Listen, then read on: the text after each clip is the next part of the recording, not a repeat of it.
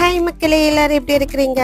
இன்னைக்கு வாங்க நம்ம கொரியன் ஸ்டைல் பொட்டேட்டோ மஷ்ரூம் எப்படி பண்ணலான்னு பார்க்கலாம். ஃபர்ஸ்ட் ஒரு 250 கிராம்ஸ் பொட்டேட்டோ எடுத்து நல்லா தோல் சீவி அதை குட்டி குட்டியா கட் பண்ணி பாயில் பண்ணி எடுத்துக்கலாம். அப்புறம் இதே மாதிரி ஒரு ஸ்ட்ரைனர் வச்சு நல்லா மேஷ் பண்ணி எடுத்துக்கலாம். இது கூடவே பார்த்தீங்கன்னா 1/2 கப் கார்ன்ஃபிளவர் பின்ன சால்ட்டும் ஆட் பண்ணிட்டு நல்லா சப்பாத்தி மாவு மாதிரி பிசைஞ்சு எடுத்துக்கலாம்.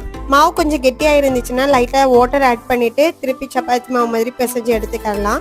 இப்போ நம்ம செஞ்சு வச்சுக்கிற டோவை சின்ன சின்னதா ஒரு மஷ்ரூம் ஷேப்க்கு பண்ணி எடுத்துக்கலாம். அதுக்கு ஒரு பாட்டில வச்சு லைட்டா இப்படி பிரஸ் பண்ணாலே போதும். இப்போ நம்ம செஞ்சு வச்சுக்கிற டோவை வாட்டர்ல போட்டு பாயில் பண்ணி எடுத்துக்கலாம். அந்த கேப்ல இங்க நம்ம சாஸ் ரெடி பண்ணிக்கலாம்.